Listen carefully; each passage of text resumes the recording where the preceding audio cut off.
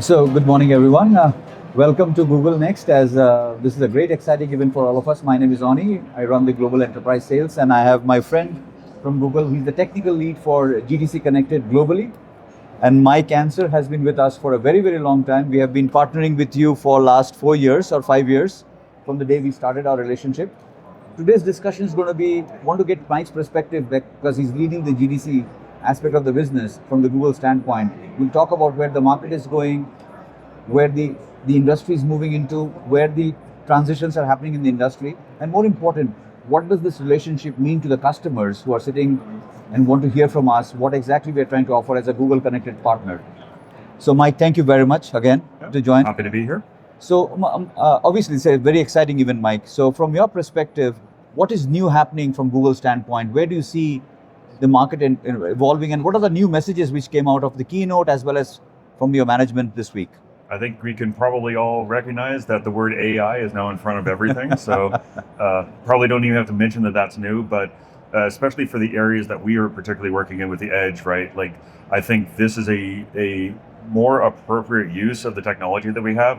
We've historically been bringing it to say, okay, we'll just run what you have at a location. We've got hundreds, maybe thousands or tens of thousands of locations. But I think a really good use of that, right, is the data is being produced at that edge. Can we do some computation right there? And I think that AI is while it's not really new, it's newish definitely for our edge. And that's really where we're shifting a lot of our focus to. See, what we are seeing from the customers is still a little bit of knowledge transfer comfort level, because people have moved from on-prem to the cloud, and now we are telling them to come back to the on-prem again in some form or fashion, cloud becoming important, no doubt about it. But the data processing or action to be taken at the edge is very, very critical.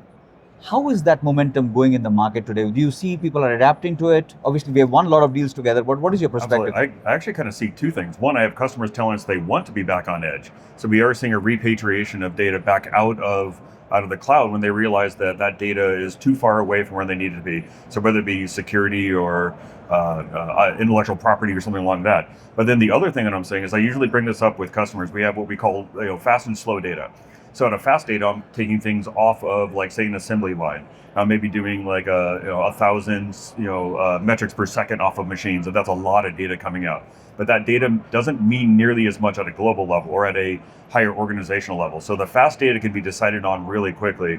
We can store it, we can process it, we can do something with it, but then the information you send up to the cloud is usually an aggregate. So you might say, rather than 1,000 per minute, I'm going to make a 1 minute average, send that up. So that slower data is then used across your entire fleet, and that actually becomes more important to say, how do I do like predictive analysis or any type of analytics? And so both of those two areas are equally important to the customer about making real-time decisions, but also being able to have like long-term scope.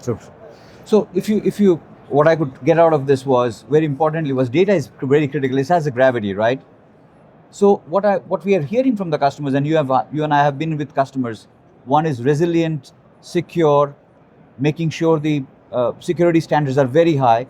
How you think the market is evolving to make sure the edge is extremely secured, even if it's running at very, very discrete locations? So one of the approaches we take for this is and this works really well with your guys' SDS with the software-defined storage, is we create individual little volumes specifically for the workloads we're doing, and we can do that in completely dynamic. And spin up a brand new, and this is especially really big with AI right now, is I've got like an agent that starts up. I don't want to reuse the same data space that I have from somewhere else. So as it spins up a brand new volume. That volume is independent.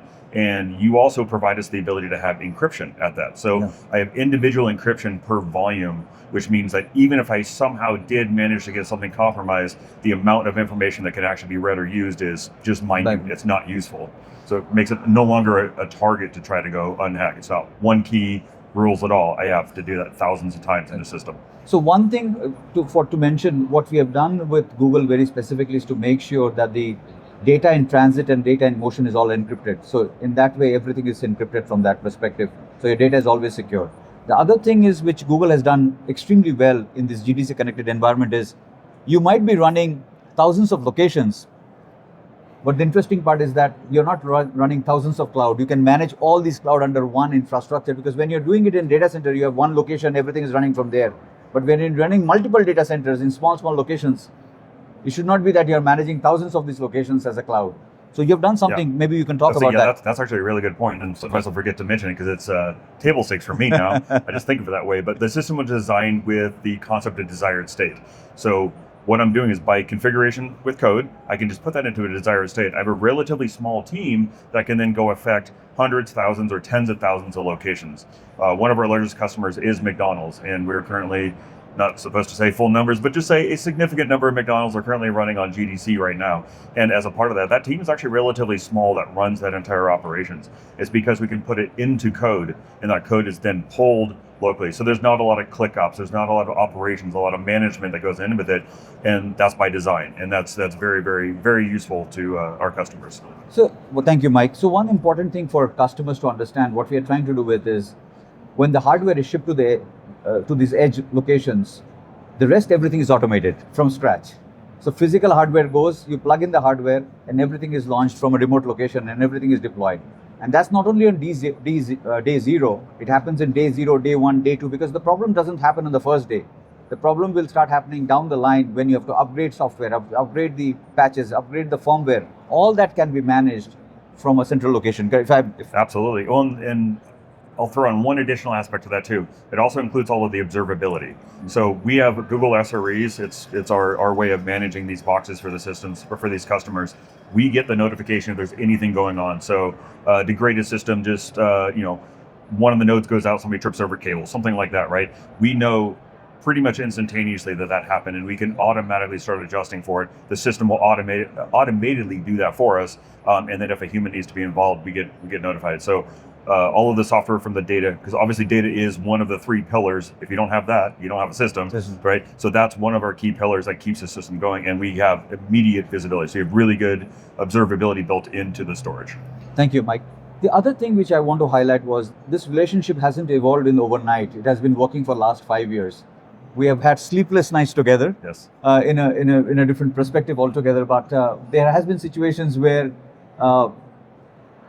the deployment was supposed to happen 4 hours before, something went wrong in a very, very different continent, and we could figure it out. Maybe you will give an example of what kind of relationship we have developed in this process. Absolutely. So the story he's alluding to is before going on site with McDonald's, this was our last big test, before we actually go in and physically run a store. A little feedback there. Had to get this. Well, they gave me brand new equipment, and it didn't exist before, so I had never deployed any of it onto there. And so I'm halfway through, and something didn't go right. And I'm like, uh-oh, it's 2 o'clock in the morning, and I had to be at 6 a.m. at the Innovation Center in Australia. Their team jumped on, no problem at all, and immediately just started helping out. So that shows really early days. And what I'll see now is we actually have joint chat channels, we have joint groups, engineering chats.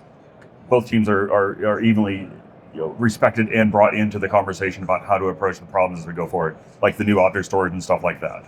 So where do you see this relationship transforming from your perspective, because you're leading the entire tech strategy? What do you think about that, Mike? So I think what I'm starting to see is we'd asked for our customers are starting to talk more about object storage, S3 compliance, stuff like that. And your team responded, hey, we have this kind of technology already. So I think that's where we're going to continue to keep going is we're going to listen as our customers are asking for it. And I'm seeing things right now with AI is going to be a big one, right? We're going to need a differentiation between a slow type of storage and a very fast type of storage. And they have different ways you would configure those. And so your teams are already starting to say, well, what can we do to make that more efficient? How can we make this faster? Or how can we make a distinguishing so an engineer can choose what type of storage they want to be able to use for that? So I think you just continually keep plugging in and working with us on a daily basis and treating it like your product, and we'll treat your product like our product. And the good part is in the last we started the relationship as a marketplace player, and over a period of time, now we have become an OEM with you guys. So it's pre-integrated,